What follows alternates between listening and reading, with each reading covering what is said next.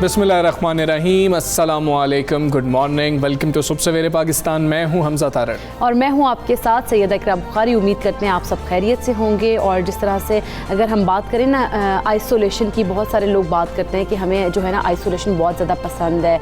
कुछ लोग इस तरह के गाने भी सुनते हैं कि अपने आप को आइसोलेट रखें। लेकिन अब जो एक तहकीक आई है, मैं हमजा को आगे बताई थी कि हमजा ने अपने व्यूअर्स को लाजमी बताना है कि जो तन्हाई है वो बिल्कुल भी अच्छी नहीं है आप लोगों की सेहत के लिए। ख़ास तौर पर माहिरीन ने कहा है कि ये तन्हाई का जो तमाम प्रोसेस है, जो लोग पसंद करते हैं तन्हाई में रहना, उनको बहुत ज़्यादा जो अमराज़े कल्ब है ये लाहक हो सकता है उन अफराद को। तो तन्हाई का जो है ना शिकार ना रहें, मिलकर, जिस तरह से हम लोग कहते हैं ना कि अक्सर होता है ना कि दस्तरखान पर मिलकर बैठ के खाना खाना चाहिए, या वैसे भी आप लोग मिलकर बैठे, फैमिली के साथ बैठने से लोगों में ये तमाम जो बीमारियाँ इस किस्म की वो नहीं होती और तन्हाई का शिकार वो बिल्कुल भी नहीं होता। अच्छा, उसमें यह है कि कुछ लोगों को पसंद होता है ये बात करना कि जी के मैं तो बिल्कुल सोशल नहीं हूँ, मुझे तो अकेले रहना बहुत ज़्यादा अच्छा लगता है। तो उन लोगों के लिए कि जो खुद से ये करते हैं कि वो अकेला रहना चाह रहे होते हैं और अकेले रह रहे होते हैं, वो खुद से ये अपने लिए जो है ना फैसला करते हैं कि हम अकेले रहेंगे, तन्हाई में रहेंगे। तो उनके लिए ये तहकीक की गई जिसमें मुहक्किकीन ने ये देखा है कि वो लोग जो तन्हा रह रहे होते हैं उनमें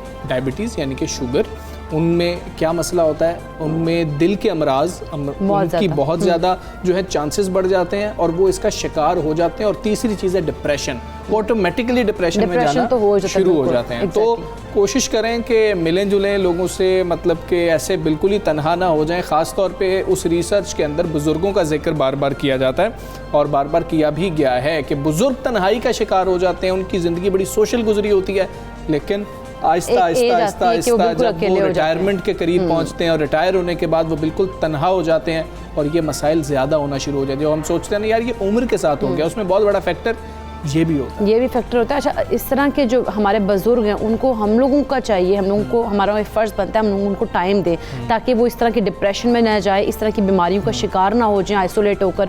तो इस किस्म की जो चीज़ें उनको ख्याल रखना आप सबका भी काम है, हम सबका काम है कि हम लोग जो है उनको पूरा प्रॉपर टाइम दें। क्योंकि जिस तरह से वो सोशल वो रहते हैं और वो एंड पे एक आके उम्र के एक ऐसे हिस्से में आके बिल्कुल सोशल नहीं रहते हैं, या फिर उस तरह से उनके साथ मुलाकातें लोगों की नहीं होती, तो वो इस किस्म की जो है तन्हाई का शिकार होकर बहुत ज़्यादा डिप्रेशन में। और ये बड़ी क्लियर हम आपको यहाँ पे कर दें, ये कोविड आइसोलेशन की बात नहीं हो रही है, ये मुसलसल और मुस्तकिल तौर पर आइसोलेशन की या तन्हाई की बात हो रही है। वो चंद दिन की आइसोलेशन होती है जो कोविड के दौरान होती है कि अगर आप में कोविड जो है वो मुस्बत आ गया है, कोरोना में आप मुब्तला हो चुके हैं, तो वो आइसोलेशन या वो क्वारंटीन करना। अच्छा हमजा, अब देखिए कि जिस तरह से जो ये भी, क्योंकि जो रिसर्चर्स हैं वो भी ये भी रिसर्च कर रहे थे कि जो लोग क्वारंटाइन के दौरान 15 या 20 दिन के लिए क्वारंटाइन होते हैं उनमें भी बहुत ज़्यादा डिप्रेशन होता है। तो ये उसकी एक एग्जाम्पल है छोटी सी कि अगर आप लोग अपने ऊपर रखकर देखिए, अगर आप 15 से 20 दिन के लिए आइसोलेट हो तो उससे डिप्रेशन होता है। अगर मुसलसल चले जाएंगे तो फिर ये जो है बीमारी में भी तब्दील हो जाता है। बिल्कुल ऐसे ही है। चलें जी, ना तन्हा हो, ना किसी को तन्हा होने दें और आप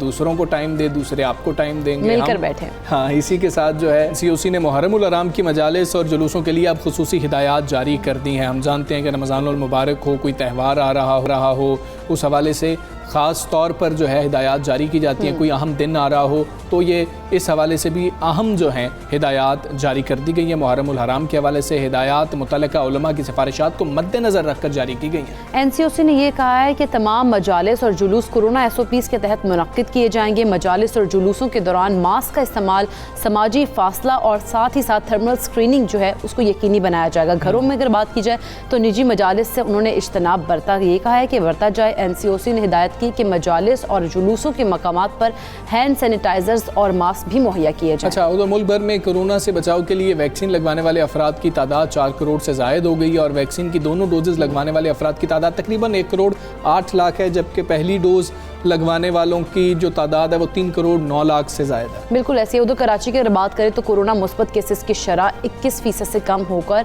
अब जो है 16% पर आ गई। ये दूसरी जानिब कोरोना वायरस के मजीद मुस्बत केसेस वफाकी दारुल दारुल-हुकूमत इस्लामाबाद के 2 तालीमी इदारों में भी रिपोर्ट हो चुके हैं और जिसके बाद दोनों इदारे बंद भी कर दिए गए हैं। और पंजाब के वज़ीर तालीम मुराद रास ने तमाम सरकारी और निजी स्कूलों के अमले को वैक्सीनेशन के लिए 22 अगस्त की डेडलाइन भी दे दी है। ये सारे मामलात हैं। फिर मुख्तलिफ चीज़ें, मुख्तलिफ बातें सामने आ रही हैं कि जी हमने 2 डोजेज़ लगवा ली हैं। बूस्टर डोज के हवाले से सवालात किए जा रहे हैं और WHO की कुछ गाइडलाइंस हैं, उनके अंदर भी लोग कंफ्यूज हो रहे हैं। एक वो मामला है। साथ ही ये भी है कि अगर मैंने पहली डोज कोई लगवाई है और दूसरी डोज क्या दूसरी वैक्सीन की लगवाई जा सकती है, नहीं लगवाई जा सकती, ये सारे सवालात हैं जो जन्म ले रहे हैं। बात करेंगे, हमारे साथ chairman PM towers doctor Ataur Rahman मौजूद हैं। डॉक्टर साहब अस्सलाम वालेकुम, गुड मॉर्निंग। डॉक्टर साहब, कई सवालात हैं जो अब जन्म ले रहे हैं और आहिस्ता आहिस्ता ये सवालात बढ़ते चले जा रहे हैं। पहले कुछ और सवालात थे, अब ज़रा मुख्तलिफ हो गए हैं। वैक्सीन लगवानी चाहिए, नहीं लगवानी चाहिए के बाद ये है कि क्या एक डोज़ किसी वैक्सीन की लगवा ली जाए, दूसरी डोज़ किसी वैक्सीन की लगवा ली जाए। अब इस तरह के सवालात हो रहे हैं। बिस्मिल्लाहिर्रहमानिर्रहीम। जी बिल्कुल, ये जो आपने कहा है नॉर्मली आपने पहली वैक्सीन अगर 2 डोजेस की ज़रूरत है उस वैक्सीन में, तो आपको चाहिए कि उसी वैक्सीन की दोनों डोज लगवाएं। लेकिन अगर कोई मजबूरी है कि आपको ट्रैवल करना है और वहाँ पे रिकग्नाइज नहीं है बाहर वो वाली, तो आप दूसरी वैक्सीन भी लगा सकते हैं, मिक्स भी कर सकते हैं। लेकिन नॉर्मली कुछ वैक्सीन में 1 डोज काफ़ी होती है, कुछ वैक्सीन है जिसमें 2 डोजेस की जरूरत होती है, क्योंकि वैक्सीन ट्रायल्स जो हुए हैं वो 2 डोजेस या 1 डोज के बुनियाद पे हुए हैं, मिक्स डोजेस के बुनियाद पर नहीं हुए।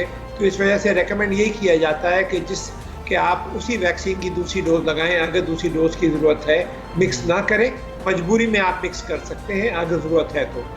अच्छा डॉक्टर साहब, मजबूरी में आपने कहा कि मिक्स कर सकते हैं, क्या मजबूरी में मिक्स करना सेफ है? क्योंकि अब जो है चीन में कोविड वैक्सीन के इम्तजाज के ट्रायल जो है उनकी भी मंजूरी अब दी गई है।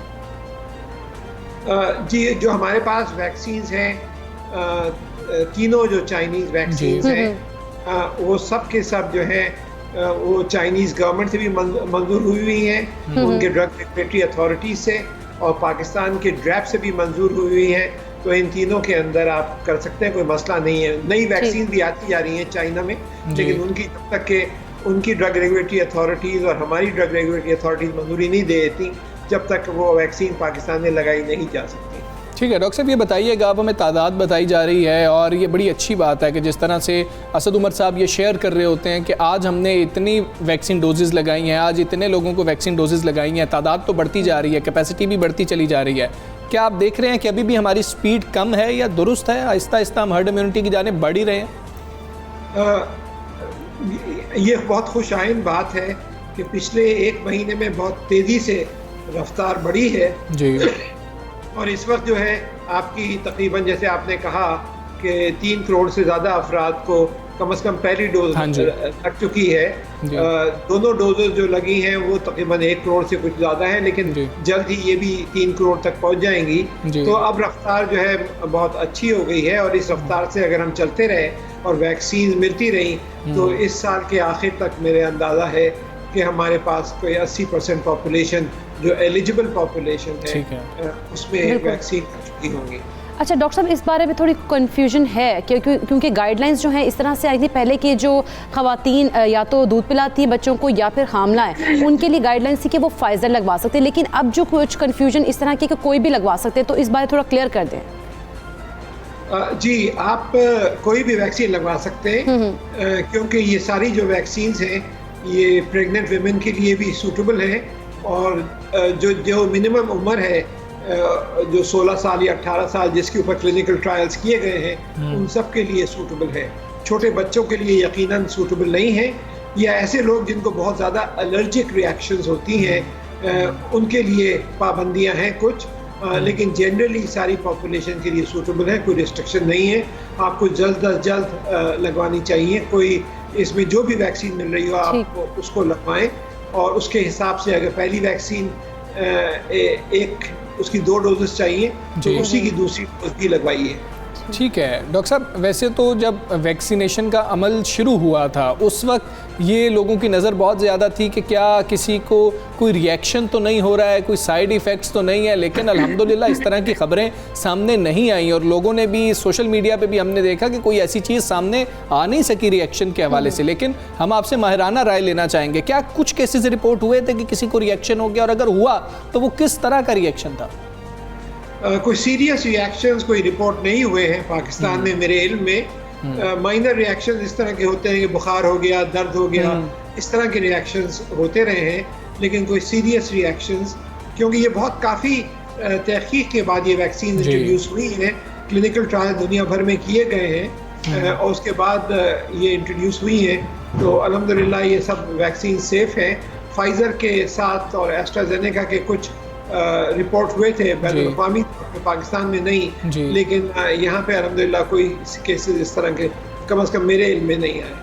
बिल्कुल ठीक है डॉक्टर साहब, बहुत शुक्रिया आपका। सवेरे पाकिस्तान से आप बात थे और बिल्कुल ऐसे ही ये सवाल भी सिर्फ इसलिए किया गया था कि आप लोगों की मज़ीद तसल्ली हो जाए कि इस तरह के केसेस सामने नहीं आए, और अल्हम्दुलिल्लाह कि इस तरह के केसेस सामने नहीं आए, और हम यही उम्मीद करते हैं कि इंशाल्लाह ऐसे केसेस सामने नहीं आएंगे, क्योंकि बहुत ज़्यादा सेफ़ हैं। हम खुद वैक्सीन लगवा कर आपके सामने यहाँ पर बैठे हैं, इसीलिए आपको कह रहे होते हैं कि आप लोग खुद को वैक्सीनेट करवा सकते हैं। मैंने एक रोज़ पहले वैक्सीन लगवाई थी, अगले दिन बैठ के मैंने यहाँ पर आपके सामने ही शो किया था, और अल्हम्दुलिल्लाह बिल्कुल हाँ बिल्कुल अल्हम्दुलिल्लाह कुछ नहीं है, और अल्लाह सबको महफूज रखेगा। आप लोग जाकर खुद को वैक्सीनेट करवा सकते हैं। बिल्कुल ऐसे तभी हम जो ये कोविड अब जो डेल्टा वेरिएंट जिस तरह से कहा जा रहा है वो भी आ रही है और बहुत ज़्यादा बढ़ती जा रही है, तो इससे हम तभी सेफ रह सकते हैं जब अपने आपको वैक्सीनेट कराएं। बिल्कुल ऐसा ही है। आगे बढ़ते हैं और हम बात करेंगे थोड़ा सा तालीम के हवाले से। बड़ा अहम ये हमारा सेक्टर कह लिया जाए, मौजू कह लिया जाए, या फिर हमारा फ्यूचर ही बच्चों की तालीम से जुड़ा हुआ है। एक मुनज़्ज़म और मौसर कमरा जमात की आरजू और तमन्ना हर उस्ताद ही कर रहा होता है, मगर ऐसे क्लासरूम्स असातिज़ा की जफाकशी, जाफिशानी, मनसूबाबंदी और मुसलसल जोहदो अमल का नतीजा होता है। बिल्कुल ऐसे कमरा जमात की फ़ज़ा को दरस व तदरीस के लिए साजगार बनाने में उस्ताद का किरदार अहमियत का हामिल होता है। अच्छा, कोविड वबा के दौर में हम देखते हैं कि अगरचा कुछ असातिज़ा ने अपने वर्चुअल शागिर्दों तक पहुँचने और उनसे मशगूल होने के लिए गैर मामूली तरीके और ज़राए भी वज़ा किए हैं। हाँ, लेकिन इससे इनकार नहीं किया जा सकता कि हमारे कुछ तालीमी इदारों में बहुत से असातिज़ा क्लास को एक यूनिट में बांधने में नाकाम नज़र आ रहे होते हैं, और हमारे तालीमी इदारों का कोर्स डिज़ाइन और वर्क फ्लो इतना मतवाजन नहीं है कि कारकर्दगी पर मबनी क्लासरूम बनाए।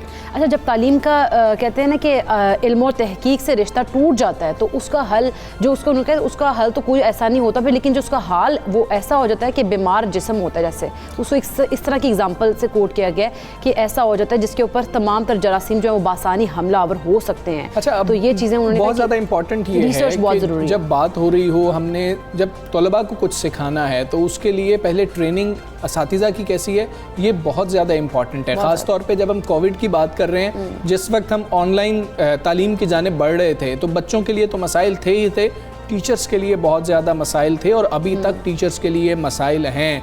और टीचर्स के पास भी, हम सिर्फ बच्चों की बात करते हैं, टीचर्स के पास भी ऐसी सहूलियात मौजूद नहीं थी कि वो बच्चों को तालीम दे सकें, और अभी तक ये प्रॉब्लम्स चल रही हैं। अच्छा, हम इसी सारी सूरत में हम बात कर लेते हैं, माहिराना राय ले लेते हैं। नवाज़िश हमारे साथ मौजूद हैं। अस्सलाम वालेकुम, गुड मॉर्निंग। अली, कोरोना के दौरान हम देखते हैं कि जब असातिज़ा को पढ़ाने के लिए गैर रवायती तरीके अपनाने पड़े, तो ऐसे में पाकिस्तानी तलबा को किन किन मुश्किलात का सामना करना पड़ा, और इस दौरान कौन से बेहतर और मौसर तरीके हैं जो हम असातिज़ा के लिए तैयार कर सके हैं या जिनसे तलबा को सिखाने में बेहतरी आई हो? देखिए, कोरोना जो है वो एक एक्सपेरिमेंट था ऑनलाइन लर्निंग में, ऑनलाइन एजुकेशन में। जो ट्रेडिशनल तालीम के बारे में हमें पता था that went out the window. तो स्टूडेंट्स के लिए और असातिज़ा दोनों के लिए एक बहुत बड़ा चैलेंज था, और उसमें एक पर्टिकुलर इशू जो आ रहा था वो ये था कि कोई सेंट्रलाइज्ड पॉलिसी या सेंट्रलाइज्ड गाइडेंस नहीं थी कि भाई ये बेंचमार्क्स हैं जो हमें मेक श्योर करने हैं कि हम अचीव करें। कुछ असातिज़ा ने बहुत अच्छा कराया, इनोवेशन भी की, मेहनत भी की। कुछ असातिज़ा ने उसको खाना पूरी समझी। एटीट्यूड का भी एक बड़ा इशू था असातिज़ा की तरफ से भी और स्टूडेंट्स की तरफ से भी। जब स्टूडेंट्स ने ऑनलाइन क्लासेस को सीरियसली नहीं लिया, हमने देखा वीडियोस आई उसमें कोई मजाक कर रहे हैं, कोई क्लास डिस्टर्ब कर रहे हैं, और दूसरी तरफ असातिज़ा भी जो हैं वो कभी नोट्स दे देते थे या अपने कैमरे ऑन नहीं करते थे या ब्लैक बोर्ड नहीं दिखाते थे। एक यूनिवर्सिटी की क्लास थी, उसमें मैथ एक टीचर पढ़ा रही थी, तो ना कैमरा ऑन था ना नोट पैड नज़र आ रहा था, बस वो ज़बानी यूनिवर्सिटी लेवल की मैथ पढ़ा रही थी। तो अब उसमें एक बच्चा क्या समझेगा, सिर्फ सुन कर मैथ तो नहीं पढ़ी जा सकती। तो इसमें बड़ी वेरिएंस थी। एक टीचर के एफर्ट की, दूसरी के स्टूडेंट जो है उसने इसको कितना संजीदगी से लिया, और तीसरी जो इम्पोर्टेंट चीज़ है उसमें एक सोशियो इकोनॉमिक फैक्टर भी है कि जितने अच्छे स्कूल थे और जो बच्चे अच्छे घरानों से थे, जिनके पास अच्छा इंटरनेट था, अच्छी फैसिलिटीज़ थी, वो ऑनलाइन लर्निंग में ज़्यादा अच्छी तरह पार्टिसिपेट कर सके। लेकिन वो बच्चे जिनके पास इंटरनेट सही नहीं था, जिनके पास डिवाइस अपनी मौजूद नहीं थी अकेली, या जिनके घर में कोई ऐसी प्राइवेट जगह नहीं थी जहाँ बैठ के वो क्लासेस ले सकें, तो ये भी इशू आया। तो ओवरऑल मैं ये ज़रूर कहूँगा कि शायद कम परसेंटेज ऐसी थी जिनको अच्छा ऑनलाइन एक्सपीरियंस मिला, लेकिन ज़्यादातर जो स्टूडेंट्स थे उनको बुरा एक्सपीरियंस मिला, और टीचर्स ने भी उसको इतना सीरियसली नहीं लिया, और ये बड़ा इंडिविजुअलिस्टिक हो गया, इदारे टू इदारे और टीचर टू टीचर वेरी करने लगा। कोई सेंट्रलाइज्ड इसके ऊपर बेंचमार्क्स या गोल सेट नहीं हुए कि हम ऑनलाइन डिलीवरी करने जा रहे हैं, तो उसमें कम से कम ये चीज़ें। ठीक है अली, हम अपने निज़ाम की कुछ बात करते हैं, निज़ाम तालीम की। क्या इसमें बच्चों को ज़्यादा फ़िक्र ये नहीं होती कि पास होना है, नंबर अच्छे लेने हैं, या फिर सीखने के हवाले से बहुत कम कोशिश की जा रही होती है कि हम कुछ सीख भी जाएं? नंबर गेम बहुत ज़्यादा चल रही होती है, तो आप क्या समझते हैं, इसको हम किस तरह से तब्दील कर सकते हैं?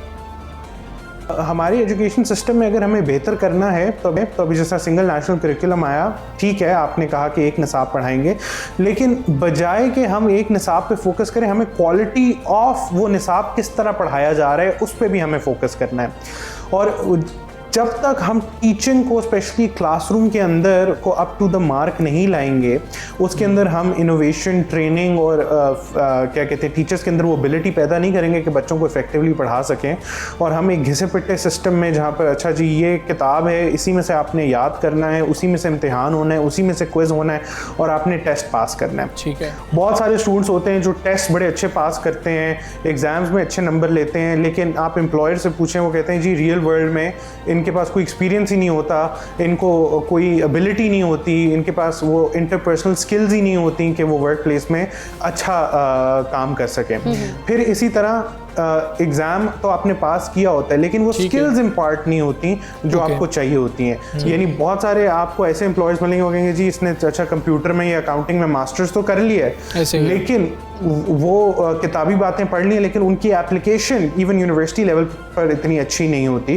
तो यही प्रॉब्लम जो हमारा टेक्स्ट बुक रट्टे वाला है वो नीचे तक आता है। तो हमें इसको री इमेजिन करना पड़ेगा, और ऑब्वियसली कोविड पैंडेमिक ने हमें एक अपॉर्चुनिटी दी है कि हम इसको री इमेजिन करें, लेकिन इसके लिए विल चाहिए और एफर्ट चाहिए, जो अनफॉर्चुनेटली हमें ना पहले नज़र आई है ना अब आई है।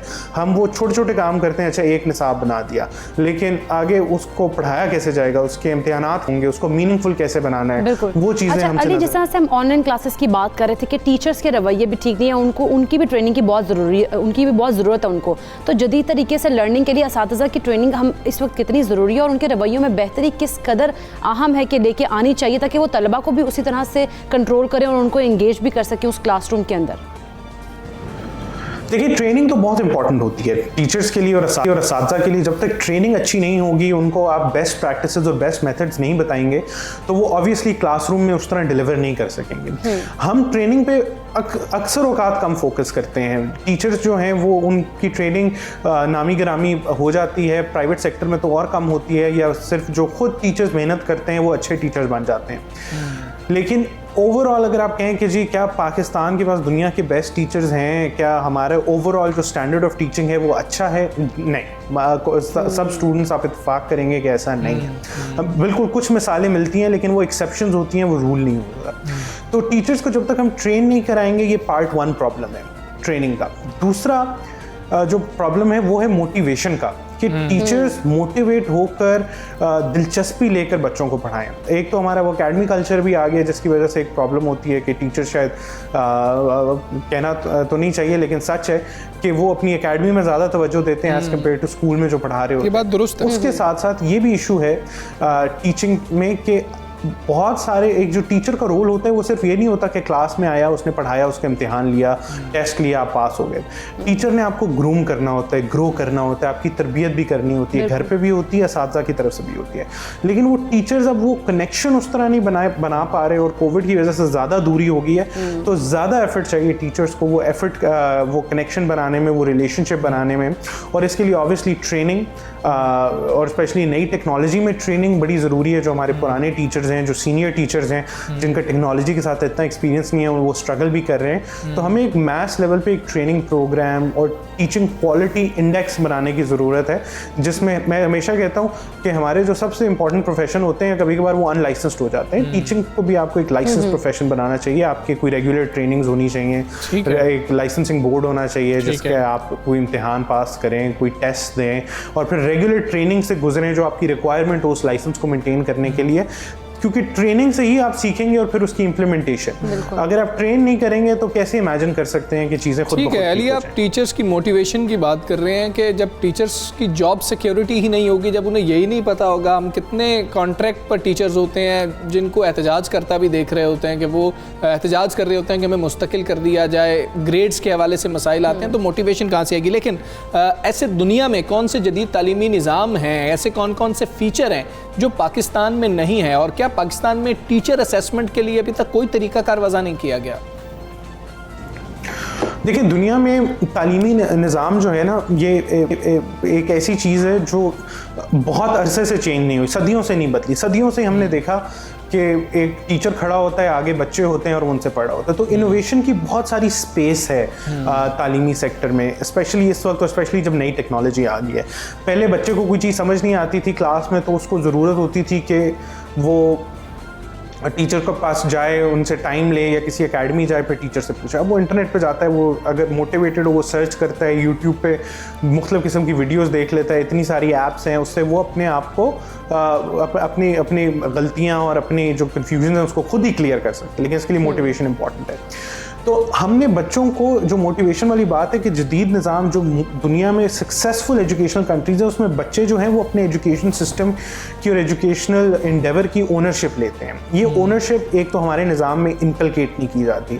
एजुकेशन को एक बर्डन समझा जाता है, उसको मीन्स टू एन एंड समझा जाता है, और उसके अपने जो फ़वाइद हैं उस पर फोकस नहीं किया जाता। तो एक स्टूडेंट को ये नहीं पता होता कि मैं सुबह उठ रहा हूँ, मैं रोज़ स्कूल जा रहा हूँ, वो क्यों मैं जा रहा हूँ, उस पर जितने आप यंगर स्टूडेंट्स हैं उनमें ज़्यादा इशू होता है। तो हमें एक तो ओनरशिप देनी है, और जो अच्छे सिस्टम्स हैं दुनिया में उसका ये एक इम्पॉर्टेंट फीचर है। और हमें बच्चों को बर्डन नहीं करना, उसको इंजॉयबल बनाना है। हम एंटरटेनमेंट को और एजुकेशन को हमेशा सेग्रीगेट करते हैं, लेकिन मैं समझता हूँ कि इसका एक इंटरसेक्शन है जहाँ पर सक्सेस मौजूद है। फिनलैंड की मिसाल ले लें, फिनलैंड के एजुकेशन सिस्टम को दुनिया के बेस्ट एजुकेशन सिस्टम में शामिल किया जाता है। अब फिनलैंड के अंदर वो क्लासरूम लर्निंग के साथ साथ outside the classroom learning through extra curricular activities, community play को उतनी ही इंपॉर्टेंस दी जाती है, और वो समझते हैं कि वो एक इम्पॉर्टेंट फैक्टर है। होमवर्क वहाँ कम से कम ना होने के बराबर दिया जाता है। बच्चे इतने भारी किताबों से भरे हुए बस्ते उठा के नहीं जा रहे होते, और वहाँ पर बच्चों को स्कूल भी लेट स्टार्ट कराते हैं, स्कूल में कम टाइम के लिए भी रखते हैं, लेकिन उसके जो आउटकम्स हैं वो बहुत बेहतर हैं बहुत सारे और ममालिक से। और इन टर्म्स ऑफ इन्वेस्टमेंट भी वो इतना इन्वेस्ट नहीं करते और मुल्कों की तरह कुछ, लेकिन फिर उनको रिजल्ट बेहतर मिलते हैं। हमारे यहाँ तो हम खित्ते में भी सबसे ठीक है। अली मोइन नवाज साहब मौजूद थे। अली, बहुत शुक्रिया आपका। सबसे पहले पाकिस्तान से आप बात करते, बड़ा अहम मौजू है तालीम का मौजू, और इसके ऊपर ध्यान देने की बहुत ज़्यादा ज़रूरत है। मतलब कि अब देखें ना किस तरीके से स्टूडेंट्स भी क्या बात कर रहे होते हैं, पेरेंट्स भी ये बात कर रहे होते हैं, जो कुछ नहीं बन रहा होता वो टीचर बन जाता है। खासतौर पे हम स्कूल्स की बात करते हैं। ऐसा एक तो हमारा रवैया भी नहीं होना चाहिए, और ऐसा होना भी नहीं चाहिए है। बिल्कुल ऐसा ही है, क्योंकि जो बच्चे, अगर हम उनको कामयाब बनाना है, या पाकिस्तान का जो फ्यूचर है वो बच्चों के हाथ में ही है, तो उन बच्चों ने बड़े होकर उनको ऐसा तालीमी निज़ाम आप दें, ऐसी एजुकेशन दें ताकि वो बड़े होकर मुल्क का नाम रोशन कर सकें। बिल्कुल ऐसा ही है। हम ब्रेक लेंगे, ब्रेक के बाद वापस आएंगे।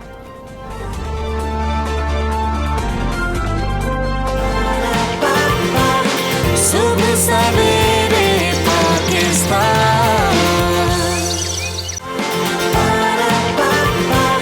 सुबह सवेरे पाकिस्तान।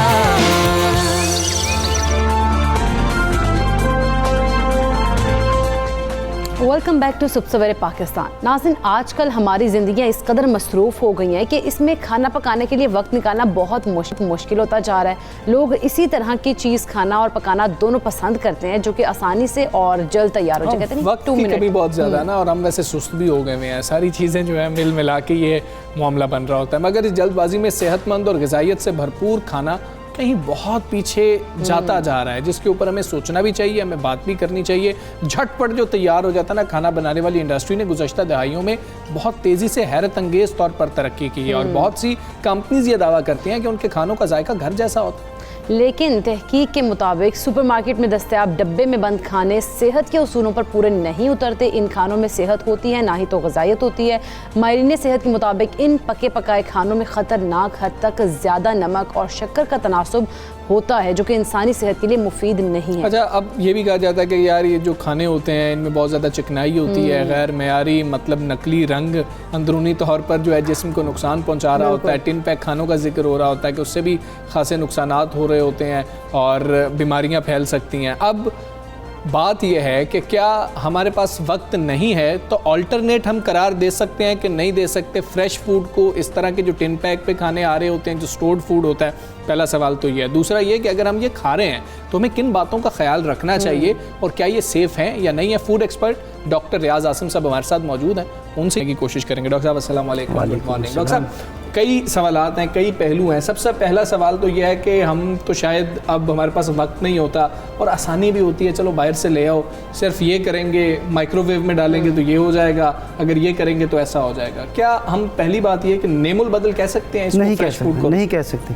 फ्रेश जो वेजिटेबल, फ्रेश फ्रूट या फ्रेश मीट, इसका नेमुल बदल आप करार नहीं दे सकते। जो उसके अंदर ग़िज़ाइयत है वो आपको टिन पैक में मिल ही नहीं सकती ना। ये पहली बिल्कुल 100% ये बात है। और दूसरी क्लियर हो गई है ये बिल्कुल। और दूसरी बात है कि आपका टिन वो प्रॉपर लाइन है कि नहीं है। उसको देखिए, आपको जो वेजिटेबल है उसको एक ख़ास टेम्परेचर पे जाके जो सा आपको उसको स्टोर करना पड़ता है। और उसके बाद आपकी जो फ्रूट है, फ्रूट में एसिडिक होता है, उसको कम टेम्परेचर की ज़रूरत होती है। उसके बाद मीट में आ जाते हैं। मीट में प्रोटीन होते हैं, उसके प्रोटीन को आपने उसको बरकरार रखना है। उसका भी टेम्परेचर आपको जब उसने आपने पैक करना है, एक ख़ास टेम्परेचर पे जाके उसको पैक करना। इन चीज़ों का आपको मद्देनज़र रखना। यहाँ पे आपको फ्रेश वेजिटेबल है, फ्रेश फ्रूट है, फ्रेश मीट है, घर लाएँ, धोएँ, अच्छे तरीके से पकाएँ, खाएँ पिएँ, कम खर्च और बेहतरीन आपको फूड। अच्छा डॉक्टर साहब, ये जो प्रिजर्व करते हैं फूड को जब, तो उनके दौरान कुछ केमिकल्स भी इस्तेमाल होते हैं, वो केमिकल कितने हार्मफुल हो सकते हैं हमारे लिए? देखें, हमारा जो टिन होता है वो एक माइल्ड स्टील है जिसको लोहा कहते हैं। अब लोहे को जो सा डायरेक्टली फूड के साथ आप नहीं मिला सकते ना, वो तो कंटामिनेट करेगा, उसमें पार्टिकल उसके अंदर चला जाएगा। अब इसके अंदर एक लाइनिंग होती है, उसको हम BPA कहते हैं, बायोफिनॉल A। उस लाइनिंग को जो के ज़रिए उसको जो सेपरेट किया जाता है फूड को टिन से। अगर वो बायोफिनॉल A की लेयर ज़्यादा हो जाए, प्रॉपरली जो सा वहाँ पे उसका लेकर नहीं हुआ, तो आपके फूड को जो सा नुकसान पहुँचाएगा। उसके अंदर बायोफिनॉल A आ जाएगा, BPA आ जाएगा। अगर BPA ज़्यादा होगा तो आपको हाइपरटेंशन और डायबिटीज़ की बीमारी हो सकती है। अच्छा डॉक्टर साहब, जब हम ये बात कर रहे होते हैं, भी आपने ये सारी चीज़ें बताई हैं, हम कहते हैं वेस्ट में भी तो ऐसा हो रहा होता है, फ़लाँ मुल्क में भी तो ऐसा हो रहा था, हम तरक्की याफ्ता ममालिक की मिसाल दे रहे होते हैं, लेकिन जो चेक्स वहाँ पर हैं, क्या पाकिस्तान में उतने सख्त चेक्स रखे गए इन चीज़ों पे? पहली बात तो ये कि अभी पाकिस्तान में बहुत अल्लाह का शुक्र है कि अभी लोग इस तरफ गए नहीं हैं। हाँ, उतनी तादाद अगर हम कहें तो 0.5% भी लोग नहीं यूज़ कर रहे, 0.5% भी लोग नहीं यूज़ कर रहे, क्योंकि हमारी अपनी जो है ना, पाकिस्तान में जो है फूड्स दुनिया में सबसे ज़्यादा सस्ता है और सस्ता भी है। और हमारे यहाँ जो सा एक फैमिली सिस्टम है, हम घर में खाना पकाने को तरजीह देते हैं। दोपहर का खाना भी हो, रात का खाना भी हम घर में ही खाने को तरजीह देते हैं, जबकि वेस्ट के अंदर कंसेप्ट ही नहीं है घर में खाने का। उन्होंने जो सा 90% फूड बाहर से लेना है, तो वह उस लिहाज से हम उस लेवल पे नहीं पहुँचे। ठीक है। हाँ, ये मैं ये कहूँगा कि पाकिस्तान में जैसे टूरिस्ट हमारे मुकामात हैं, अभी इस दफ़ा को 24 अरब रुपया वहाँ पे इन्फ्लो हुआ है। अगर वहाँ भी इस कंसेप्ट को लेके जाएं तो वहाँ पे हमारी बहुत सारी अलाइड इंडस्ट्री वहाँ डेवलप कर सकती है। लोगों को बेशुमार रोज़गार मिल सकता है वहाँ पे। ये प्रॉपरली कैन फूड, उसके अलावा एलुमिनियम फूड, कैन के अलावा आप एलुमिनियम के अंदर भी पैक कर सकते हैं। एक और बात वो बड़ी अहम है, अगर प्रॉपरली फूड प्रिजर्व नहीं हुआ तो एक बैक्टीरिया है, उसका नाम है क्लोस्ट्रीडियम बोटुलिनियम। अच्छा। वो एक बोटुलिज्म डिजीज़ काज करता है जिससे आपको पैरालिसिस हो जाता है। अच्छा,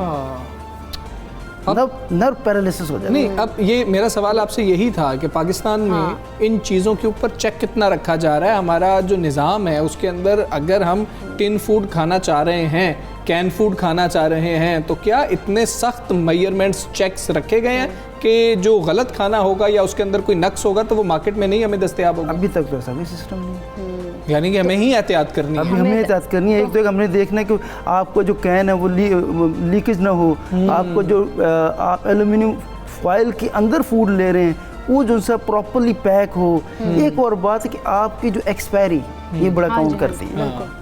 अब बहुत दफ़ा ऐसा होता है कि अब जो इम्पोर्टर है जी वो कम शेल्फ लाइफ की जो चीज़ इंपोर्ट कर लेता है, उस पर 2 साल की एक्सपायरी लिखी हुई है, वो जो 1 साल की एक्सपायरी ले आते हैं, तो उसको तो फ़ायदा होगा ना, वहाँ से उसको फूड वो कम प्राइस में मिलेगा, कॉस्ट कम। और ला क्या है कि शेल्फ लाइफ जो है वो 80% से कम नहीं होनी चाहिए। अच्छा, और ये भी कोई चेक नहीं है? वो ये चेक जो है इंपोर्ट में होना चाहिए। 80% से जो कम शेल्फ लाइफ है उसको बिल्कुल इजाज़त नहीं है। आपने एक्सपायरी की बात की है। एक्सपायरी के हवाले से बड़ी एक अहम चीज़ है कि हम ये देखते हैं कि एक्सपायरी डेट लिखी होती है। अक्सर ऐसी वीडियोस भी सामने आती हैं, भाईजान ब्रेड वे से एक्सपायरी डेट पुरानी उतारी, अगली ऊपर लगाई, फलानी चीज़ में से फलानी एक्सपायरी उतारी, उसको किसी भी तरह से ये कहा जाए कि 2 नंबरी की जा रही होती है। इसका क्या हल है? कितना डेंजरस है ये।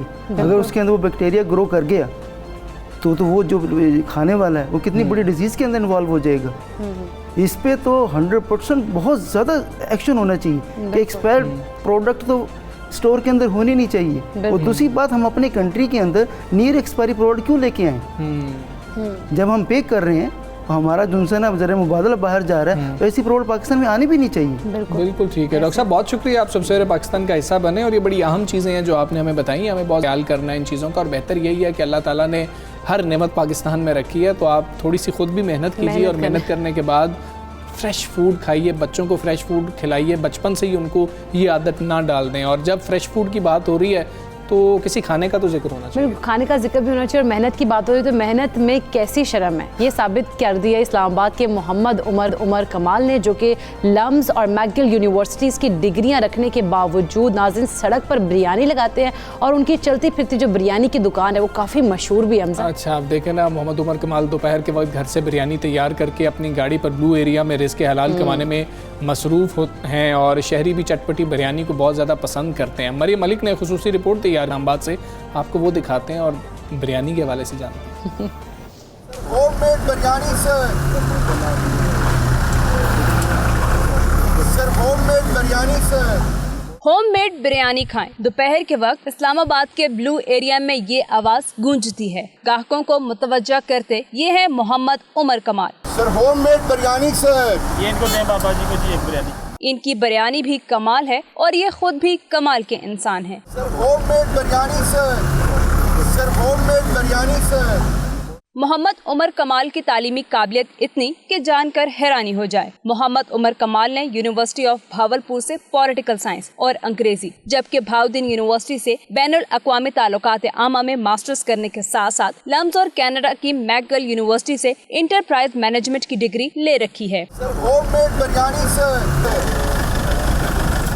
इतनी डिग्रियां होने के बावजूद सड़क पर खाना फरोख्त, उसकी वजह मोहम्मद उमर कमाल को अच्छी मुलाजमत ना मिलना है। पेशे के एतबार से वो डेवलपमेंट प्रोफेशनल हैं। उमर कमाल घर से बिरयानी बनाकर गाड़ी में लाते हैं और होममेड बिरयानी की सदाएं लगाकर ग्राहकों को मुतवज्जा करते हैं। आई हैड दिस आइडिया कि जब मैं यहाँ आया तो मुझे ये अल्लाह ने बताया कि यहाँ पे जो भी लोग आ रहे होंगे वो चावल खाने आ रहे होंगे, क्योंकि मैं सेवर की बैक साइड है, तो एक माइंड सेट के साथ आ रहे हैं, तो मैंने फिर उनको एक बेटर ऑप्शन प्रोवाइड की। मौशी हालात तंग हुए तो मोहम्मद उमर कमाल ने इस कारोबार के बारे में सोचा। मैं यहाँ से जो है अपना मैंने रेस्टोरेंट स्टार्ट कर दिया हुआ है अल्हम्दुलिल्लाह, और वहाँ पे जिस तरह मेरी यहाँ की बेहतरीन वो है बिरयानी है, बेहतरीन होममेड बारबेक्यू बेच रहा हूँ। और याद रखिएगा, तरक्की, खुशहाली और सुकून के लिए आपको अपना दोस्त सिर्फ अल्लाह को बनाना पड़ेगा। उमर कमाल की बिरयानी शहरी शौक से खरीदते और खाते हैं। कड़ी धूप में यहाँ पे खड़े होके ये छतरी लेके ये जो है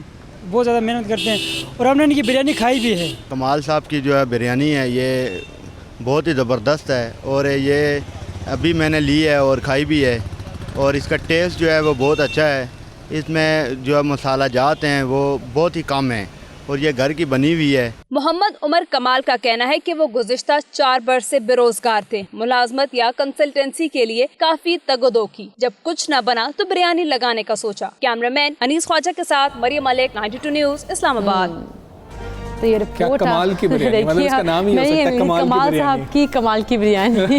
क्या आप देखें ना, कोई भी काम करना उसमें इनोवेशन अगर है तो आप कुछ भी कर सकते हैं। सारी गेम आइडिया की जो है। उन्होंने आइडिया उनके पास है, उन्होंने बताया कि लोग जो है किस माइंडसेट से यहाँ पर आ रहे होते हैं। उन्होंने कहा मैं क्यों ना चावल ही खाने के लिए लोग आते हैं तो मैं बिरयानी ही क्यों ना सेल करूँ लोगों को। बिल्कुल, लेकिन क्या बात है जी, अज़्म व हिम्मत की अगर मिसाल दी जाए तो फिर कमाल साहब जो है उस पर पूरा उतरते हैं। बिल्कुल खैर, ऐसे ही है। हम आगे बढ़ के आपको बताएंगे कि बहुत कोशिशें की जा रही हैं मुख्तलिफ गवर्नमेंट्स की जानिब से, इंतज़ामिया की जानिब से कोरोना के ख़िलाफ़ जंग में, कि किसी तरह से इस पर काबू फैलाया जाए, अवाम में शऊर पैदा किया जाए। आलमी वबा का फैलाव रोकने के लिए मुख्तलिफ इक़दाम उठाए जा रहे हैं। इसी सिलसिले में लाहौर वियर्स मास्क मुहिम भी है जो वो शुरू कर दी गई है, जिसका एम्बेसडर जो है मारूफ मोटिवेशनल स्पीकर कासिम अली शाह को बना दिया गया है। Commissioner Lahore captain retired Mohammad Usman और चेयरमैन कासिम अली शाह फाउंडेशन कासिम अली शाह ने MOU पर दस्तखत भी कर दिए हैं। हाँ जी, MOU पर दस्तखत कर दिए हैं शाह साहब ने। शाह साहब हमारे साथ मौजूद हैं। शाह साहब से इस मुहिम के बारे में जानकारी करेंगे। शाह साहब अस्सलाम वालेकुम, गुड मॉर्निंग सर।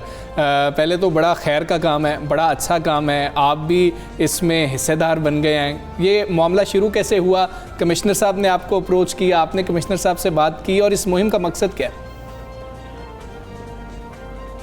हमजा बहुत बहुत शुक्रिया। बुनियादी तौर पे कोई भी खैर का काम, किसी भी तरह का खैर का काम सोसाइटी में कहीं भी हो रहा होता है, उसे गवर्नमेंट कर रही हो या फिर कह लीजिए प्राइवेट सेक्टर में कोई कर रहा हो, मेरी ख्वाहिश होती है, मेरी कोशिश होती है, मेरे इदारे की कोशिश होती है उसके साथ खड़ा हुआ जाए। क्योंकि हमारा जो दीन है इसमें सबसे बड़ा मैसेज जो कुरान से हमें मिलता है कि खैर के कामों में मुआवनत करनी चाहिए, मददगार बनना चाहिए, सहूलतकार बनना चाहिए, आसानी पैदा करनी चाहिए। तो जब मेरी इत्ला में आया, मेरे इल्म में आया कि कमिश्नर साहब और ये सारा हमारा जो लाहौर को कह लीजिए लीड कर रहे हैं इस वक्त एडमिनिस्ट्रेशन के लोग, ये इतनी बड़ी मुहिम पे काम कर रहे हैं। अभी मैं इस पे देख रहा था, पढ़ रहा था, जान रहा था, तो मेरे से रब्ता किया गया और बताया गया कि ये MOU साइन करना चाहते हैं। मेरे लिए एजाज़ की बात थी कि खैर के काम में हमें शामिल होने का मौका मिल रहा है कि हम जहाँ इतने अच्छे मैसेज देते हैं वीडियोज़ के ज़रिए, TV प्रोग्राम्स के ज़रिए, अखबारात के ज़रिए, वहीं हम अगर ये इस कैंपेन का हिस्सा भी बने, क्योंकि जान बड़ी कीमती है।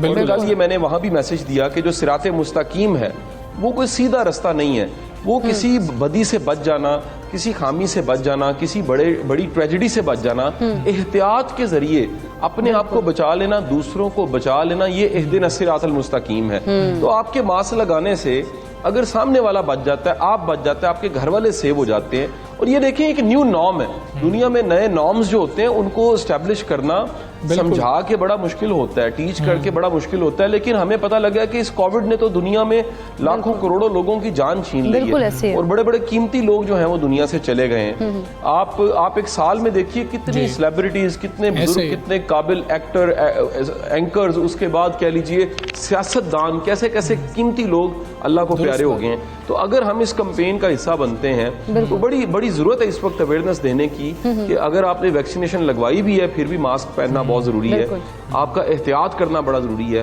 आपका फासले पे रहना, आपका सलाम करने का अंदाज बदलना, आपका हाइजेनिकली बेहतर रहना, क्राउड से बचना और एक मुनासिब फासले से बात करना, ये बड़ा इस वक्त समझाने बिल्कुल शाह साहब बहुत ज़रूरी है, क्योंकि आप जो बात करते हैं वो असर भी रखती है और मोटिवेट करते हैं लोगों को। तो इस मुहिम के जरिए कैसे मोटिवेट किया जाएगा, कैसी टेक्निक्स यूज़ की जाएंगी कि लोग जो है वो मास्क पहने? देखिए, क्योंकि बहुत से लोग तो पहले कह ही रहे हैं, गवर्नमेंट भी कह रही है, लेकिन ये बड़ा अच्छा है कि कमिश्नर साहब ने कह लीजिए प्राइवेट सेक्टर से और मुख्तलिफ जो ज़िंदगी के अहम लोग हैं, एंकर्स हैं, मोटिवेशनल स्पीकर्स हैं, राइटर्स हैं, इन लोगों को भी साथ शामिल किया है कि इस कैंपेन का हिस्सा बने और लोगों को अवेयरनेस दें। तो हमारे सोशल मीडिया प्लेटफॉर्म्स, उसके साथ साथ कह लीजिए लिखना, पढ़ना, बोलना, रोज़ तो किसी प्लेटफॉर्म पे बात करनी पड़ती है। कल देखिए हम MOU कर रहे हैं, आज आप हमें 92 पे बुला रहे हैं, तो TV पे भी गाहे बगाहे आना पड़ता है। तो हम अपने जहाँ इतने मैसेज देते हैं वहाँ इस मैसेज को भी साथ सर्कुलेट करेंगे और इस मैसेज की भी कह लीजिए प्रीचिंग करेंगे कि हमें मास्क पहनना चाहिए और एहतियात करनी चाहिए। बिल्कुल ठीक है शाह साहब, आपकी ऑब्जर्वेशन जो है वो बहुत ही स्ट्रांग है और ऑब्जर्वेशन की वजह से आप जो चीज़ें लोगों को समझा रहे होते हैं, लोग अपनी ज़िंदगियों पे उनको अप्लाई कर रहे होते हैं। शायद हाँ, हमने भी कभी ऐसा किया या हम भी ऐसे थे। आपकी ऑब्जर्वेशन ये पूरी कोरोना की जो वेव अभी तक है, जारी है, इसमें क्या रही? मास्क के हवाले से लोगों का रवैया होता क्या है? और आपने यकीनन कोई ना कोई टेक्निक बना ली होगी कि जो शख्स ये कहेगा उसके लिए मेरे पास ये वाला जवाब मौजूद है, जो ये कहेगा उसको मैं इस तरह से कायल कर सकता हूँ। अच्छा हमजा, दुनिया सारी क्राइसिस को नहीं मानती। दुनिया में चेंज मैनेजमेंट एक सब्जेक्ट है। चेंज को एक्सेप्ट करना, चेंज को मानना, चेंज को कबूल करना और चेंज को कबूल करने के बाद आगे बढ़ना, ये बड़ा ज़रूरी है। तो आप याद कीजिए 1.5 साल पहले जब कोविड शुरू हुआ, कोई मानने को तैयार नहीं था, तो पहले मनवाना बड़ा मुश्किल था। फिर जब मान गई दुनिया तो एकदम, क्योंकि तब्दीली थी, बहुत बड़ी तब्दीली थी, इस तब्दीली से बड़ी दुनिया ने फ़ायदा भी उठाया। मैं आप सबकी इत्तला में ये भी करूं कि बावसूख ज़राए से ये भी मुझे पता लगा कि इस 1-1.5 साल में बेशुमार जो ऑनलाइन बिजनेस हैं, क्योंकि फौरी तौर पे ई-कॉमर्स बिल्ट हुई, आपके बड़े बड़े ब्रांड, ड्रेस के ब्रांड, कॉस्मेटिक के ब्रांड, उन्होंने रिकॉर्ड सेल की हैं। यानी वो, ये तो एक रोने की बीमारी पाकिस्तानियों को हमें पड़ गई हुई है कि हम शुक्रगुजार नहीं है, हम नहीं बताते कि यार क्या बेहतरी आ रही है। लेकिन पाकिस्तान में ऐसे 10 बिजनेस हैं। टेक्सटाइल सेक्टर ग्रो किया आपका, फार्मेसीज ग्रो की है, मेडिसिन ग्रो की है, आपकी प्रॉपर्टी बड़ी शदीद तेजी के साथ ग्रो की है, बड़ी दुनिया ने इससे पैसा बनाया है। आप देखिए, आपके पहनावे के कपड़े, आपके खाने पीने की चीजें, इवन के आपको इतला दूं कि वो ड्रिंक्स और जूस जो हम पीते हैं, मैं क्रिटिसाइज करता हूं, लेकिन फिर बावसूख जराए से मैं आपको बता रहा हूं कि उनकी रिकॉर्ड सेल हुई है इस 1-1.5 साल के अंदर। तो आप एक एस्पेक्ट है कि इसमें गरीब पिसा है, गरीब दिहाड़ीदार पिसा है, लेकिन दूसरी तरफ आइए तो पैसे की कई तरह की रेल फेल भी हुई है। जिसने इस सारे कोविड को एक अपॉर्चुनिटी समझा, उसके लिए तो बहुत बड़ा मौका था ग्रो करने का। लेकिन जो हाथ पे हाथ धर के बैठा रहा और इंतजार करता रहा कि दुनिया से कोविड खत्म होगा, हालात ठीक हो जाएंगे, हालात ठीक हो जाएंगे, लेकिन एक नई दुनिया में आप एंटर हो गए हैं। एक कोविड से पहले की दुनिया थी, एक कोविड के बाद की दुनिया, और ये जो बाद की दुनिया है, इसमें आगे बढ़ने के लिए इन सारे क्राइसिस को, चैलेंज को अपॉर्चुनिटी समझना बहुत जरूरी है। बिल्कुल ऐसे। अच्छा शाह साहब, कुछ ममालिक ने ना अपने शहरियों को कहा था कि अब आप लोगों ने वैक्सीन लगवा ली तो अब आपको मास्क लगाने की जरूरत नहीं। कुछ लोग ऐसा हवाला भी देते हैं कि जी हमने इस वजह से मास्क नहीं लगाया कि हमने जो है वैक्सीन अपने आप को करवा ली, अपने आप को वैक्सीनेट हमने फुली करवा लिया है। तो ऐसे लोग जो जवाब देंगे, तो फिर आप उनको मास्क के हवाले से कायल करने के लिए क्या आगे से आप जवाब देंगे?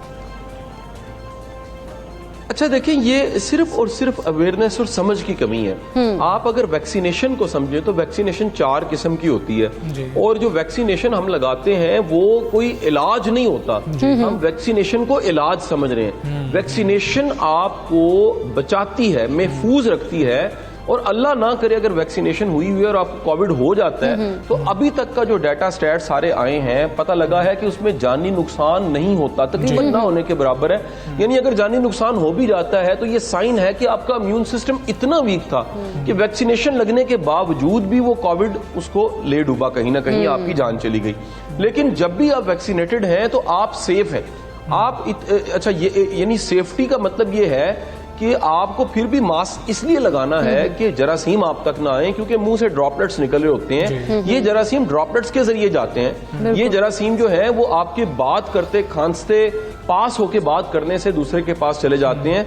तो जब आप मास्क लगाते हैं तो आपके जरासीम आप तक रहते हैं, आप महफूज हो जाते हैं। तो अगर आपने मास्क खुद लगाया और सामने वाला फर्ज कीजिए कैरियर है, तो आप बच जाते हैं, आप सेफ हो जाते हैं। तो वैक्सीनेशन आपकी इम्यूनिटी को हेल्प करती है, ये कोई इलाज नहीं है। यानी इंजेक्शन लगवा लिया तो आपका इलाज हो गया है। अगर आपको कोविड हुआ है तो उस हालत में तो वैक्सीनेशन भी मना कर दी जाती है। लेकिन अगर वैक्सीनेशन हुई हुई है, इम्यूनिटी आपकी मजबूत है, तो एहतियात के लिए आप मास्क लगाते हैं तो मास्क लाजमी लगाना चाहिए। बिल्कुल ठीक है शाह साहब, बहुत शुक्रिया आपका। सुबह सवेरे पाकिस्तान से आप बातें, बड़ा खैर का काम आप कर रहे हैं और ये हम सबको ही करना चाहिए। हम सबकी जिम्मेदारी है कि हम अपनी जिम्मेदारी अदा करें। और आई एम फुली वैक्सीनेटेड कह के लोग हाथ भी मिला लेते हैं, गले भी मिल लेते हैं, भाई फिर भी आप लोगों ने फिर भी एहतियात करनी है। बिल्कुल ऐसे ही, क्योंकि ये जिस तरह शाह साहब करेंगे इलाज नहीं है, अभी इलाज तो पता ही नहीं है हमें, लेकिन ये हम एक एहतियात कर रहे हैं पहले कि हम उससे पहले अपने आप को, अपनी बॉडी को तैयार कर लें। खैर, हम एक ब्रेक लेते हैं, ब्रेक के बाद वापस आएंगे। Stay with us.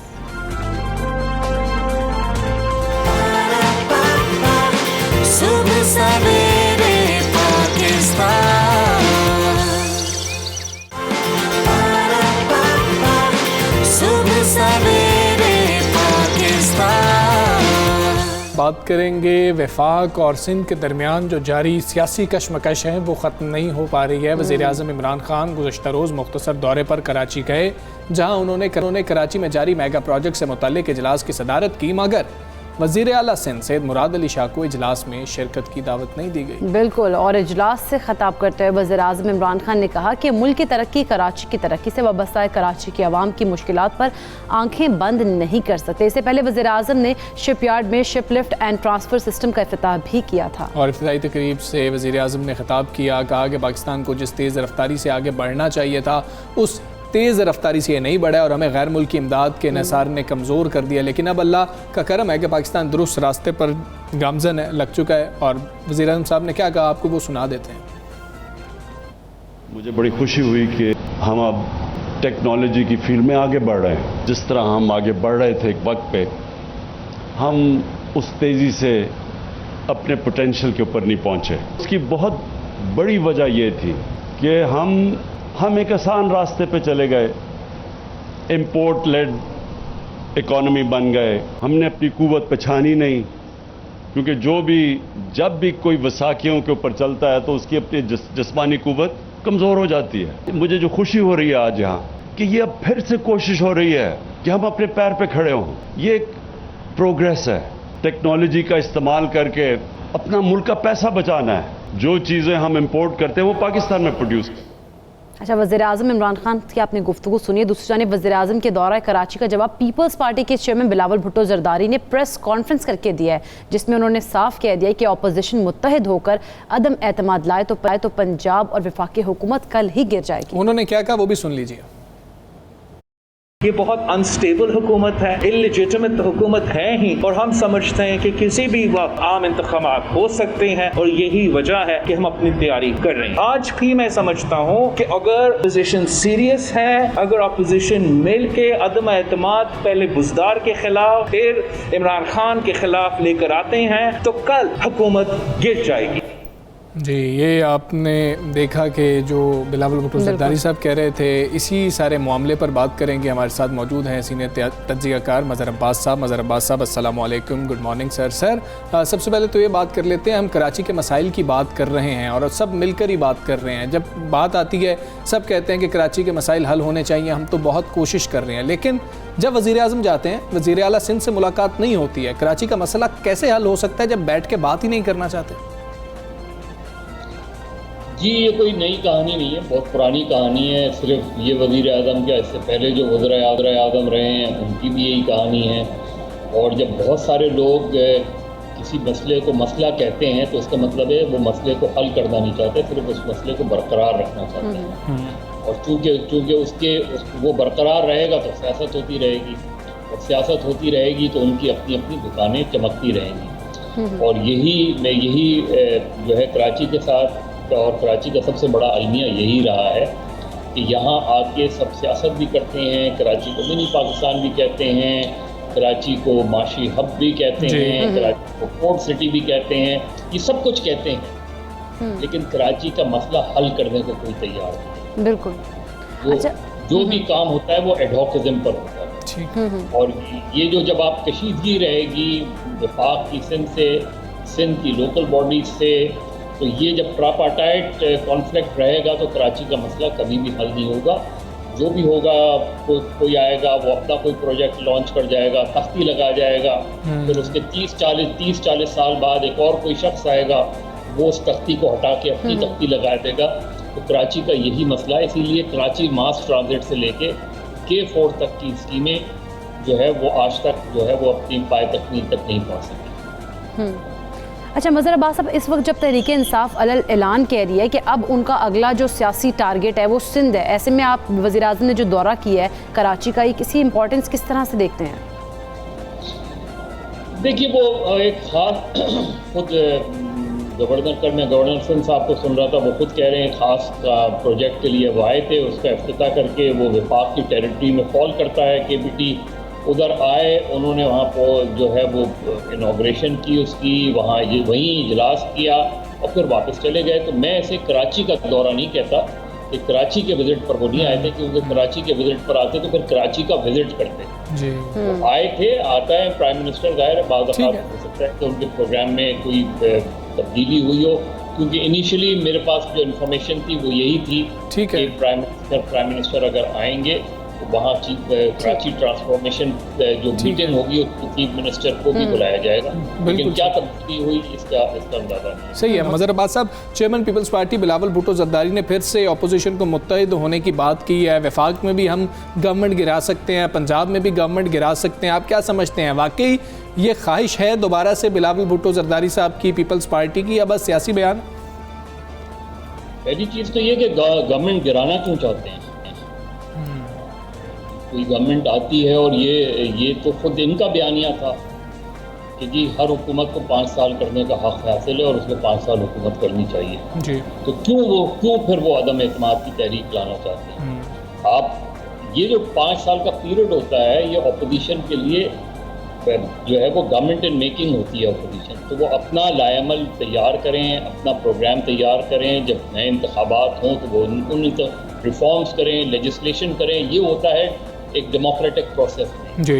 लेकिन चूँकि हमारे यहाँ हर जमात को जल्दी होती है इक़्तिदार में आने की, और जल्दी आने में वो हर तरह का कॉम्प्रोमाइज़ करने को तैयार हो जाते हैं, हर तरह का कॉम्प्रोमाइज़ कर लेते हैं। तो मेरा ख्याल है ये बुनियादी सवाल सियासी जमातों को खुद करना चाहिए, तय करना चाहिए।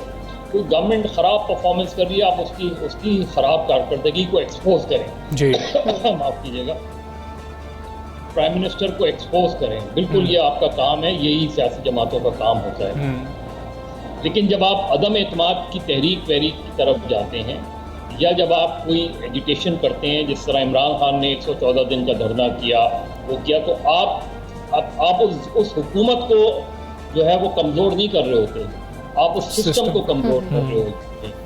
मेरा ख्याल है सियासी जमातों को आज ये फैसला करना चाहिए कि अगर कोई पॉलिटिकल गवर्नमेंट है, ठीक है, तो उस कारकर्दगी को एक्सपोज करें, अपने आप को रीऑर्गेनाइज करें, अपनी गलतियों से सबक सीखें, रिफॉर्म्स करें ताकि सिस्टम आगे बढ़े।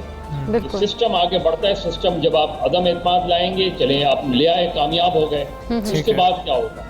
आप कोई कॉम्प्रोमाइज़ करेंगे ना, जब किसी के खिलाफ अदम एतमाद करेंगे, अपने उन लोगों के साथ कॉम्प्रोमाइज़ करेंगे जिन लोगों की सियासत से आप एग्री नहीं करते। जब आप ये पॉलिटिक्स करेंगे तो इससे सिस्टम मजबूत नहीं होता, कमज़ोर होता है। अच्छा मज़हर अब्बास साहब, अगले इंतखाबात की अगर बात की जाए, आम इंतखाबात की, सिंध में क्या सिचुएशन देख रहे हैं? क्या पीपल्स पार्टी को पाकिस्तान तहरीक इंसाफ टफ टाइम दे सकती है? देखिए सिंध का जो पॉलिटिकल वो है वो बेसिकली डिवाइडेड है अर्बन और रूरल सिंध में। अर्बन से पाकिस्तान पीपल्स पार्टी साल से सिंध में जीतती रही है, लेकिन वो रूरल सिंध में जीतती रही है, अर्बन सिंध में नहीं जीती वो। उसको कराची, हैदराबाद, मीरपुर खास में कभी भी खातिर खा कामयाबी नहीं मिली, ख़ासतौर पर कराची के अंदर। उसकी वो नशिस्तें वो कौमी असम्बली की जीतते हैं, कभी 3 जीतते हैं, इससे ज़्यादा उनका जो नेशनल असम्बली की सीट की टैली है वो नहीं बढ़ी। इसी तरह प्रोविंशियल असम्बली की सीट में उनके कुछ पॉकेट्स हैं जहाँ वो स्ट्रॉन्ग हैं, ठीक है, लेकिन इस वक्त जो सियासी खला है वो बहुत ज़्यादा है, और उसको पीपल्स पार्टी भी कैप्चर करने की कोशिश कर रही है, पाकिस्तान तहरीक इंसाफ भी कर रही है। सही है, तहरीक इंसाफ ने वक्त बहुत ज़ाया किया, और ख़ास तौर पे उन्होंने अंदरूनी सिंध बिल्कुल कोई पॉलिटिक्स नहीं की, बिल्कुल कोई तंजीम साजी नहीं की। अब भी वो जिस साहब अरबाब रहीम साहब को, जो साबिक़ चीफ मिनिस्टर रहे हैं, उनको उन्होंने टास्क दिया, अब टास्क उनको दिया है, कप्तान उनको बनाया है, जिनकी प्लेइंग 11 में जगह ही नहीं बनती, क्योंकि वो खुद अपनी सीट नहीं बचा पाए, तो वो तहरीक इंसाफ को रूरल सिंध में कैसे जिता पाएंगे? बिल्कुल ठीक है मज़हर साहब, बहुत शुक्रिया आपका। सुबह सवेरे पाकिस्तान बात कर रहे थे, और वज़ीर आज़म ने जो कल दौरा कराची किया उस हवाले से हम बात कर रहे थे, लेकिन अब बात हमने करनी है, पाकिस्तानियों का पसंदीदा खेल है क्रिकेट, और बड़ी उम्मीदें हैं क्योंकि पाकिस्तान और वेस्ट इंडीज़ कल पहले टेस्ट मैच में आमने सामने होने जा रहे हैं। बिल्कुल, वेस्ट इंडीज़ ने पाकिस्तान के खिलाफ टेस्ट सीरीज़ के लिए 17 रुकनी स्क्वाड का ऐलान भी कर दिया, और स्क्वाड की क़यादत ग्रेग ब्रैथवेट जो हैं वो करेंगे। और उधर अगर न्यूजीलैंड की बात करें, क्रिकेट बोर्ड की जानिब से वो भी पाकिस्तान के दौरे के लिए अपनी टीम का ऐलान कर चुके, लेकिन इसमें केन विलियमसन और रोज टेलर जैसे जो खिलाड़ी हैं, इंपॉर्टेंट खिलाड़ी, वो नहीं हो। प्रॉब्लम आप देखो ना इकरा, कि फिर से वही प्रॉब्लम है कि जी IPL है, और कीवीज़ टीम की क़यादत अब विकेट कीपर बैट्समैन कर रहे होंगे, इसके अलावा ट्रेंट बोल्ट भी नहीं होंगे, जेमिसन भी नहीं होंगे, फर्गूसन भी नहीं होंगे,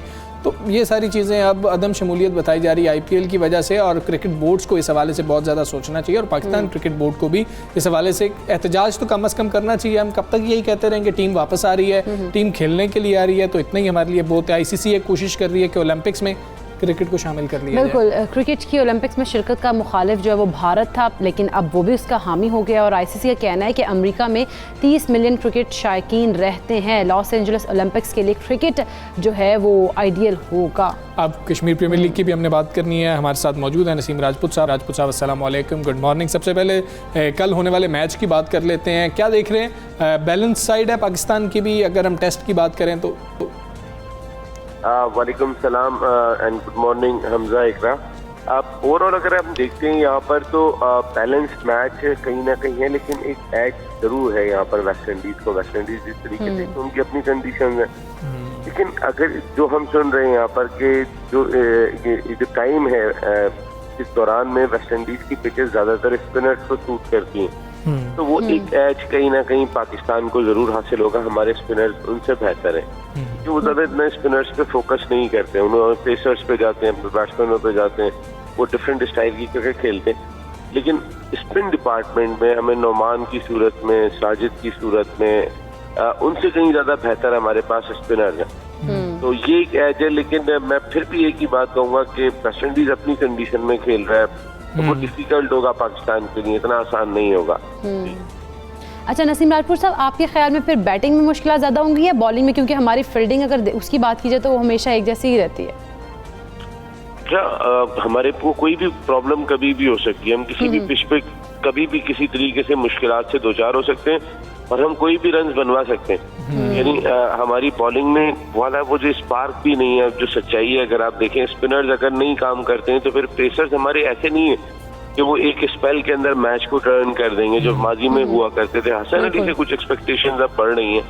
हसन अली जरा जिस तरीके से गेंद कर रहे हैं तो कुछ एक्सपेक्टेशन ज्यादा बढ़ गई। शाहिन अफरीदी को अब प्रूफ तो वो कर चुके हैं, लेकिन वो जो क्लियर इंस्टिंक्ट होती है ना कि मैच को जरा खत्म करना, आके कोई एक जान मार के 2-3 आउट कर देना, वो चाहिए, वो नहीं दिखाई दे रही है अभी तक। अनफॉर्चुनेटली ये पाकिस्तान क्रिकेट टीम का एक सेटबैक जरूर है। बिल्कुल ठीक है। हम न्यूजीलैंड टूर की बात करते हैं, बहुत अच्छी बात है, टीम आ रही है पाकिस्तान में, लेकिन ये क्या टीम आ रही है और पाकिस्तान क्यों ऐसा नहीं कर पा रहा है? पहले भी पाकिस्तान के साथ ऐसा ही हुआ, IPL खेलने के लिए खिलाड़ी चले गए थे साउथ अफ्रीका के। अब पाकिस्तान के साथ ही ज्यादा हो रहा है वैसे ही, लेकिन ये पाकिस्तान श्रीलंका के साथ हुआ। देखें, अभी इंडिया की टीम श्रीलंका भी गई थी और A टीम इंग्लैंड में खेल रही थी। इंग्लैंड में क्यों नहीं भेजी B टीम? हमारा एक सवाल है वहाँ पे, क्योंकि वहाँ पर नहीं भेजी आपने B टीम। इसी तरीके से पाकिस्तान में न्यूजीलैंड की B टीम आ रही है। न्यूजीलैंड के बहुत सारे प्लेयर्स जा रहे हैं, ज़ाहिर IPL खेलने के लिए जा रहे हैं, और नहीं रुक सकते, उनको जितना पैसा उन्हें मिल रहा है। कहा था, जैसे एंड्रयू स्ट्रॉस ने ये बात कही थी, अगर हमने इंग्लिश प्लेयर्स को रोक लिया तो ये भी हो सकता है कि तमाम के तमाम प्लेयर्स कबल वक्त रिटायरमेंट ले लें, क्योंकि उनको इतना पैसा मिल रहा है। वो कहेंगे ठीक है भाई, नहीं खेल रहे आपकी तरफ से हमें दुनिया में, तो उस लिहाज से जाना तो था उनको। अब क्रिकेट ऐसी ही होगी हमजा। अगर हम देखें ना, जितनी लीग्स बढ़ गई हैं, अब जितना क्रिकेट बढ़ गई है, उस लिहाज से सबको एकोमोडेट करना इतना आसान काम नहीं है, और इसमें इंटरनेशनल क्रिकेट काउंसिल की कमजोरी है। आपने इतनी क्रिकेट बढ़ा दी है, आपकी अपनी अम्ब्रेला में क्रिकेट नहीं हो पाती, आपकी जो अपनी बायलैटरल सीरीज होती है उसके अंदर पूरे क्रिकेटर्स अवेलेबल नहीं होते।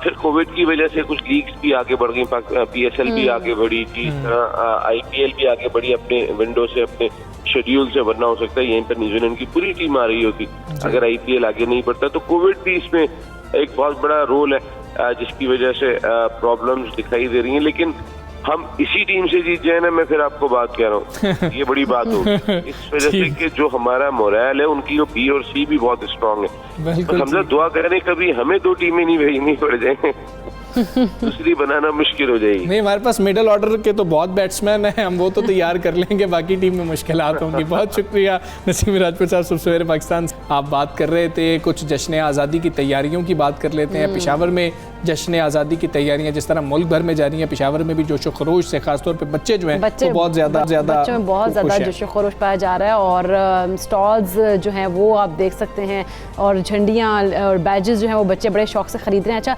वहाँ पर हमारे नुमाइंदे इरफान मुसज़्ज़ी मौजूद हैं, उनसे जानते हैं कि किस तरह का जोशो जश्नों में कैसी तैयारियाँ। इरफान बताइएगा।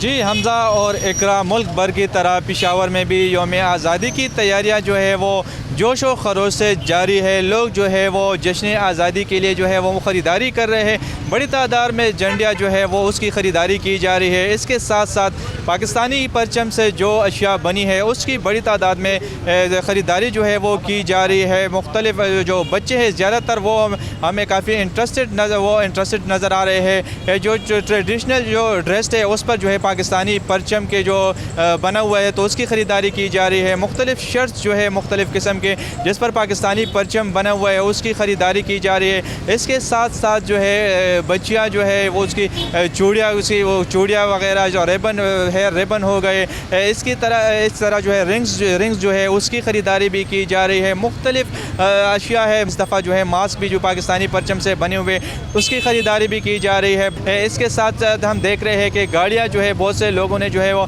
पाकिस्तानी परचम से जो है वो गाड़ियाँ सजा ली है। उस पर जो है पाकिस्तानी परचम का पेंट किया हुआ है या फिर उस पर जो है गाड़ियों पर पाकिस्तानी परचम के स्टिकर्स लगे हुए हैं। लोगों ने जो है अपने बाइकों पर जो है वो भी पाकिस्तानी परचम जो है वो लगाए हैं। तो काफ़ी जोश व खरोश है। पेशावर में जश्न आज़ादी की जो तैयारियाँ हैं वो ज़ोर शोर से जारी है। लोग जो है इसको भरपूर तरीके से जो है वो मनाते हैं। किसाख्वानी बाज़ार के साथ साथ जो है वो खैबर बाज़ार में, सदर बाज़ार में, नोतिया बाज़ार में, कुहाट रोड पर, वर्षक रोड पर, दलजाक रोड पर जो है वो हज़ारों की तादाद में जो है वो स्टॉल लगे हुए हैं जिस पर जो है वो पाकिस्तानी परचमों के साथ साथ जो पाकिस्तानी परचमों जो दूसरे अशिया है जिस पर पाकिस्तानी परचम के पेंट हुए हैं या उस पर बने हुए हैं तो उसकी जो स्टॉल लगे हुए हैं बड़ी तादाद में लोग जो है उसकी ख़रीदारी कर रहे हैं। ना सिर्फ जो पेशावर से जो है वो पेशावर के लोग जो है यहाँ से ख़रीदारी कर रहे हैं बल्कि इर्द गिर्द जितने भी अजला है वहाँ से यहाँ पर बड़ी तादाद में लोग आ रहे हैं और यहाँ पर काफ़ी जोश व खरोश जो है वो पाया जाता है। लोगों का कहना है कि वो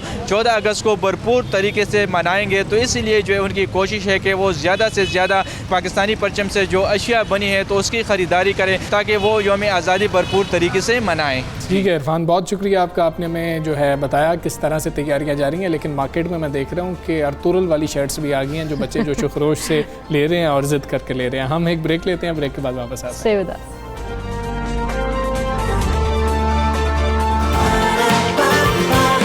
सुबह सवेरे पाकिस्तान,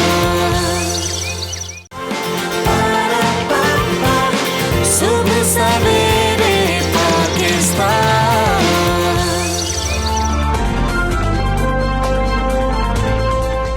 वेलकम बैक टू सुबह सवेरे पाकिस्तान। नाज़रीन, आज खत्ताती का आलमी दिन मनाया जा रहा है। फ़न खत्ताती हमारे बुजुर्गों की एक कदीम रवायत है जिसका ताल्लुक वैसे तो लिखने से है लेकिन ये हमारी रूह की ग़िज़ा भी है। अच्छा, आज के जदीद दौर की हम बात करेंगे। डिजिटलाइजेशन किसी हद तक फ़न खत्ताती पर असरअंदाज हुई है। ख़ास तौर पर हम पाकिस्तान की बात कर रहे हैं। हम ये जानना चाहेंगे कि क्या हुआ कि आज हम फ़न खत्ताती के बारे में जब बात करते हैं ये एक बात करते हैं कि ज़वाल का शिकार है। तो ऐसा क्यों है? क्या ये सिर्फ पाकिस्तान में है या दुनिया भर में ऐसा है? हम बात करेंगे। हमारे साथ खत्तात हैं, उस्ताद हैं, अशरफ मौजूद हैं, उनसे जानेंगे। अशरफ, अस्सलाम वालेकुम, गुड मॉर्निंग। आज आप लोगों का आलमी दिन मनाया जा रहा है, उस हवाले से बताएं कि गवर्नमेंट लेवल पे पाकिस्तान के अंदर कोई एग्जीबिशन हो रही है, कोई तकरीबात हो रही हैं या नहीं हो रही? नहीं, गवर्नमेंट लेवल पे तो कुछ नहीं हो रहा। अच्छा। बल्कि कई सालों से तो बिल्कुल भी नहीं हो रहा।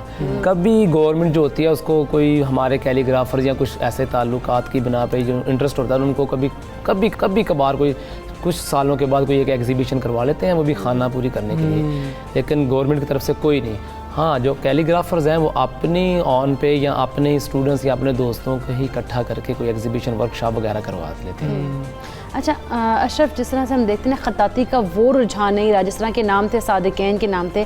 हम लोग जिनको इसमें है ही नहीं इतना इंटरेस्ट या हम लोग इस चीज़ में फील्ड में नहीं है, हम लोग भी जानते हैं उन फेमस नाम को, तो इस तरह के नाम अब क्यों नहीं है? क्यों ये रुझान ख़त्म हो गया? उसकी वजह ये है कि देखिए बहुत सालों पहले पाकिस्तान में जो स्कूल्स थे, कॉलेजेस थे, वहाँ पे तख्ती और कलम का रवाज था। बिल्कुल।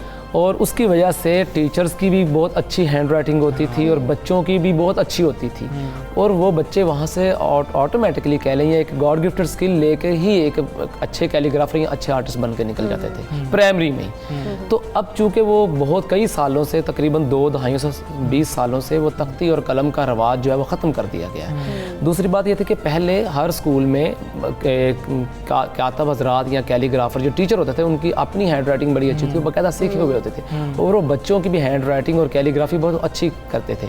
लेकिन अब वो रुझान नहीं है, और उसकी सबसे बड़ी वजह ये कि जो हमारा तख्ती और कलम का जो एक रिश्ता था तालिब इल्म का, ये एक वो कनेक्ट था कैलीग्राफी और स्टूडेंट्स के दरमियान एक रास्ता बना हुआ था अच्छे कैलीग्राफी या अच्छी हैंड राइटिंग नहीं, वो ख़त्म कर दिया गया। उसकी सबसे बड़ी वजह ये है। अच्छा, ये भी बताएं कि क्या ये पाकिस्तान में सिर्फ मसला है कि वो रुझान नहीं रहा, या दुनिया भर में आलमी तौर पर भी यही है? नहीं, आलमी तौर पे तो बिल्कुल भी नहीं है। अच्छा। पाकिस्तान में ये मसला है। अच्छा। हाँ जी, आलमी तौर पे तो माशाल्लाह बहुत अच्छा है। वहाँ पे अभी भी कैलीग्राफी पे, हैंड राइटिंग पे खुसूसी तवज्जो दी जाती है। हर स्कूल में, कॉलेजेस में हो रहा है, यूनिवर्सिटीज़ है। इवन के एक हैरानकुन बात है, प्रिंस चार्ल्स जो है इंग्लैंड के, उन्होंने इस्लामिक ट्रेडिशनल इंस्टीट्यूट बनाया हुआ है जहाँ पे कैलीग्राफी और इस्लामिक आर्ट मेजर सब्जेक्ट है। और यह सिर्फ पाकिस्तान में नहीं, यानी कि इंग्लैंड में नहीं, बहुत सारे गैर इस्लामिक मालिक में, रशिया में, अमेरिका में इस्लामिक कैलीग्राफी में बहुत ज़्यादा काम हो रहा है। अच्छा। लेकिन पाकिस्तान चूँकि हमारा एक गढ़ था इस्लामिक आर्ट्स का, और हमारा एक नाम था कैलीग्राफी में, बहुत बड़े कैलीग्राफर्स पाकिस्तान से पैदा हुए। इवन के जो मॉडर्न कैलीग्राफी है वो भी पाकिस्तान ही से ईजाद हुई थी, और बहुत बड़े नाम थे इस खित्ते के। लेकिन अब इस वजह से क्यों नहीं है कि हमारे जो गवर्नमेंट की बेहिसी कह लें, उनका इंटरेस्ट नहीं रहा इस्लामिक आर्ट्स की तरफ या ख़ुसूसन कैलीग्राफी की तरफ, क्योंकि कैलीग्राफी जो है वो उम्मुल फ़नून है, यानी कि फ़नून की तमाम आर्ट्स की माँ है। लेकिन यहाँ पे तवज्जो अब नहीं दी जा रही। पहले हमारे यहाँ पे बहुत पहले की बातें हैं, हमारे पैदा होने से पहले की, हम जब छोटे से थे, कैलीग्राफी जो तख्ती जो थी वो बड़ी अच्छी, यानी कि स्कूलों में हैंड राइटिंग बच्चे निकलते हैं। हमारे अब भी जो हमारे क्लास फेलोज थे या हमसे जो पिछले वाले लोग थे, उनकी हैंड राइटिंग और उनकी कैलीग्राफी बहुत टॉप की है, प्रोड्यूस होते थे। हज़रत कैलिया वाला आपने नाम सुना था पाकिस्तान का, वहाँ पे तकरीबन 95% पीपल जो थे, लोग जो थे वो कैलीग्राफर थे, क्योंकि वहाँ पे तख्ती का एक रवाज, हमारा एक कल्चर था, हमारी एक पहचान थी जो हमसे पिछले 20 सालों से छीन ली गई। मैं तो मुसलसल यही कहता हूँ, और हुकूमत को ही मैं इसका ज़िम्मेदार ठहराता हूँ, क्योंकि जब से उन्होंने तख्ती बंद की है, कलम दवात का वो सिलसिला बंद किया है स्कूलों से, तो हमारे बच्चों की हैंड राइटिंग और हमारे बच्चों की लिखाई ख़राब हो गई। ठीक है अशरफ साहब, बहुत शुक्रिया आपका, सवेरे पाकिस्तान का आप हिस्सा बने, और फ़न ख़ताती की हम बात कर रहे थे, आलमी दिन है, और हम यही चाहेंगे कोई भी फ़न हो वो मादूम नहीं होना चाहिए, वो ख़त्म नहीं होना चाहिए, और उसके लिए तमाम गवर्नमेंट्स को अपना किरदार अदा करना चाहिए।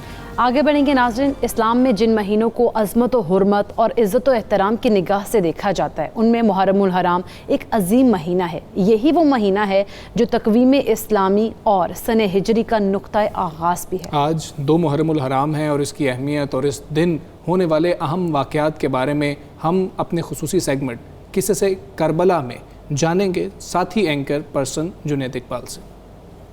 आया ना होगा इस तरह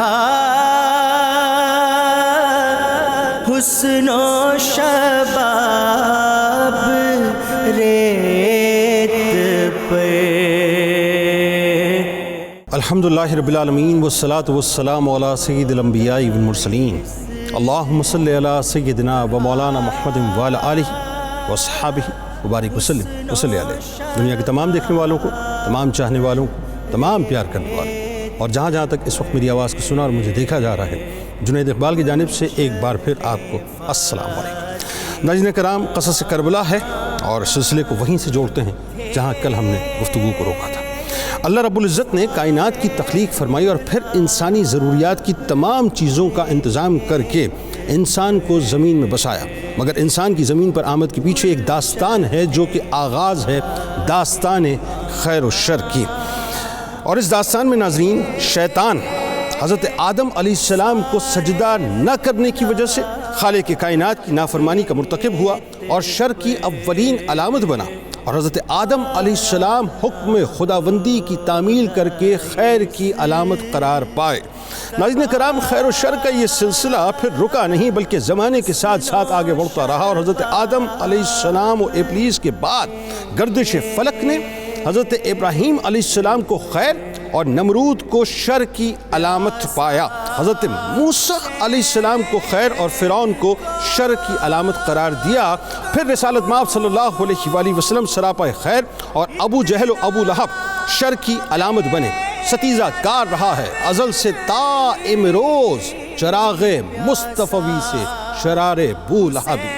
मगर इसके बाद नाज़रीन तारीख़ इंसानियत में खैर और शर की दो ऐसी अलामतें वजूद में आईं कि कोई अलामत उसका बदल ना हो सकी और ना ही उसकी जगह ले सकी। एक वो अलामत जिसे दुनिया हुसैनियत कह के पुकारती है, जो खैर ही खैर नहीं बल्कि जुर्रत व बहादुरी, हिम्मत व शुजात की भी लाजवाल अलामत करार पाई और उसके मुकाबिल में यजीदियत शर की अलामत ठहरी। मगर इन लाजवाल अलामतों के बावजूद नाज़रीन, यानी उसके वजूद में आने के बावजूद जो पस मंज़र में मामला था वो एक इंतहाई अलमनाक सानिया है, क़यामत खेज़ वाक़या है, दिल खराश दास्तान है, दर्द अंगेज़ हादसा है। ये दास्तान है नवासा रसूल सल्लल्लाहु अलैहि वसल्लम इमाम अली मकाम इमाम हुसैन अलैहिस्सलाम के अपने मौलिदो मस्कन मदीनतुर रसूल सल्लल्लाहु अलैहि वसल्लम से जुदाई की, मक्का मुकर्रमा से हिजरत की, मैदान करबो बला में वरूद की, साकी कौसर सल्लल्लाहु अलैहि वसल्लम के खानवादे पर पानी बंद होने की और बिल आखिर दश्त गुर्बत में शहादत की, जिसको बयान करते हुए नाज़रीन वल्लाह मैं आपको बताऊं होठ दरसते हैं और दिल कांपने लगता है, आंखें अश्कबार हो जाया करती हैं। इसी होशरुबा दास्तान और नवासे रसूल सल्लल्लाहु अलैहि वसल्लम इमाम अली मकाम इमाम हुसैन अलैहिस्सलाम के मदीना मुनव्वरा से करबला तक का मंजिल ब मंजिल सफ़र और शहादत की मंजिला पर फायज़ होने तक के अहवाल का तस्करा हम कोशिश करेंगे नाज़रीन के इस हमारे मुख्तसर से सेगमेंट क़सस करबला में करने की कोशिश भी करेंगे और कोशिश ये करेंगे कि आप तक वो तमाम बातें पहुँचाएँ।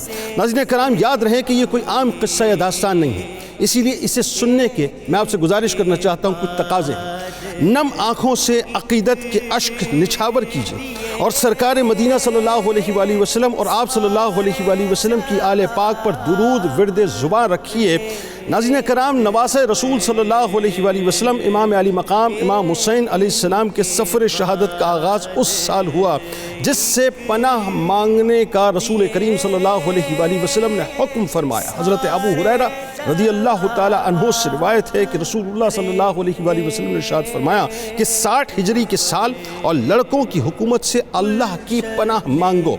अल्लामा इब्न हजर मक्की रहमतुल्लाह अलैह फरमाते हैं, चूँकि हज़रत अबू हुरैरा रज़ियल्लाहु ताला अन्हु के इल्म में ये बात थी, इसलिए वो दुआ फरमाया करते थे कि ऐ अल्लाह, मैं 60 हिजरी की इब्तिदा और लड़कों की हुकूमत से तेरी पनाह मांगता हूँ। नाज़रीन कराम, हज़रत अबू हुरैरा रज़ियल्लाहु ताला अन्हु की दुआ कबूल हुई और उनका विसाल 59 हिजरी में हो गया। रसूलुल्लाह सल्लल्लाहु अलैहि वसल्लम ने 60 हिजरी के साल से पनाह मांगने का जो हुक्म इरशाद फरमाया, शायद उसका सबब वो तब्दीली थी जो आगे चलकर तारीख़ इंसानी के एक दिल खराश वाक़े का सबब बनी, जो जुल्म और जबर और दरिंदगी की एक खून में डूबी हुई मुकम्मल दास्तान है। रसूलुल्लाह सल्लल्लाहु अलैहि वसल्लम ने 60 हिजरी के साल से पनाह मांगने का हुक्म दिया। शायद इसीलिए इस साल आप सल्लल्लाहु अलैहि वसल्लम के जिगर के टुकड़ों पर जुल्म व सितम के पहाड़ तोड़ दिए जाएंगे और यकीनन, ये शायद नहीं बल्कि यकीनन सरकार मदीना सल्लल्लाहु अलैहि वसल्लम की निगाह देख रही थी, उन्हें बेदर्दी से शहीद कर दिया जाएगा। सरकार मदीना सल्लल्लाहु अलैहि वसल्लम ने लड़कों की हुकूमत से पनाह मांगने का हुक्म दिया कि उस वक्त के हुक्मरान फहम व फिरासत से आरी होंगे। नाज़रीन कराम, चश्मे फलक ने देखा कि रसूलुल्लाह सल्लल्लाहु अलैहि वसल्लम के दौरे मसूद यानी खैरुल कुरून, फिर खुलफाए राशिदीन यानी खिलाफत राशिदा के मुबारक ज़माने और उसके बाद मुल्कियत के पहले दौर के बाद हिजरत का 60वां साल और रजब का महीना कुछ ऐसा दिल दुखाने वाला सामान अपने साथ लाया जिसका तस्करा इस्लामी दुनिया को उस मंजर की तरफ खींच के ले जाता है जहाँ कलेजा नोचने वाली आफतों ने दिलों को बेताब बनाने के लिए हसरत तो बेकसी का सामान मुकम्मल तौर पर मुश्तमिल कर दिया है।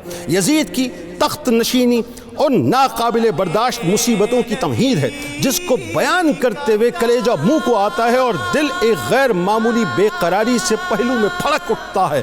यजीद ने अपनी हुकूमत की मजबूती इसमें समझी, इस बात में समझी कि अहले बैत के मुक़द्दस नूरानी खून से अपनी इज्जत के पौधे को या अपनी हुकूमत के पौधे को परवान चढ़ाए। यही वजह है नाज़रीन कि हुकूमत संभालने के बाद जब यजीद ने मुख्तलिफ इलाकों में तैनात गवर्नरों और सरदारों को खतूत इरसाल किए तो एक ख़त और हुक्मनामा गवर्नर मदीना वलीद बिन उतबा के नाम भी जारी किया, जिसमें ख़ास तौर पर मारूफ शख्सियात से बैत लेने की ताक़ीद थी। वो शख्सियात कौन थी नाज़रीन, जिन्हें यजीद अपनी हुकूमत में यानी हुकूमत की राह में सबसे बड़ी रुकावट समझकर दूर करना चाहता था। उनके लिए किस किस्म के वो तासुरात रखता था और उनके लिए क्या रवैया उसने इख्तियार किया, ये सब मशहूर मौर्रिख अबू जाफ़र तिबरी ने अपनी मारकतुल आरा किताब तारीख़ुल उमम वल मुलूक में कुछ इस तरह से बयान किया। और बहुत तवज्जो से सुनिएगा ताकि आपको क्लैरिटी आ जाए कि बेसिकली इमाम अली मकाम इमाम हुसैन अलैहिस्सलाम ने खुरूज क्यों फरमाया था। हुसैन इब्न अली अलैहिस्सलाम अब्दुल्ला इब्न उमर रज़ियल्लाहु ताला अन्हुमा और अब्दुल्ला इब्न ज़ुबैर रज़ियल्लाहु ताला अन्हुमा पर सख्ती करो और जब तक वो बैत ना कर लें उन्हें कोई मोहलत मौका न दो। इब्न उमर रज़ियल्लाहु ताला अन्हुमा मस्जिद में बैठने वाले आदमी हैं, ये यजीद का तासुर है जो मैं आपको बतला रहा हूँ। इब्न ज़ुबैर रज़ियल्लाहु ताला अन्हुमा जब तक मौका ना पाएंगे खामोश रहेंगे। हाँ, इमाम अली मकाम इमाम हुसैन अलैहिस्सलाम से बैत लेनी सबसे ज़्यादा ज़रूरी है कि ये शेर है और शेर का बेटा इंतज़ार नहीं करेगा। जब गवर्नर मदीना वलीद बिन उतबा को यजीद का मकतूब पहुंचा तो रात का नाज़रीन तारीख़ बताती है कि इब्तिदाई हिस्सा शुरू हो चुका था। वलीद बिन उतबा ने मदीने के साबिक गवर्नर मरवान बिन हाकिम को बुलाया। मरवान नाज़रीन इंतहाई बदकिस्मत किस्म का आदमी था, उसको बुलवाया। बहरहाल उसे तमाम सूरत हाल बताकर मशवरा तलब किया। मरवान ने तजवीज़ दी कि जिस कदर मुमकिन हो इन हजरात से बैत ले लो, अगर ऐसा न किया गया तो फिर मामला हाथ से निकल जाएगा और इन पर काबू पाना इंतहाई मुश्किल हो जाएगा। इस मशवरे के बाद वलीद बिन उतबा ने फ़ौरन अपने कारिंदों के ज़रिए से हज़रत अब्दुल्ला बिन उमर रज़ियल्लाहु ताला अन्हुमा, हज़रत इब्न ज़ुबैर रज़ियल्लाहु ताला अन्हुमा और हज़रत इमाम अली मकाम इमाम हुसैन अलैहिस्सलाम को पैगाम भिजवाया कि आप हजरात जल्द अज जल्द तशरीफ़ ले आएँ, एक इंतहाई अहम मसला दरपेश है।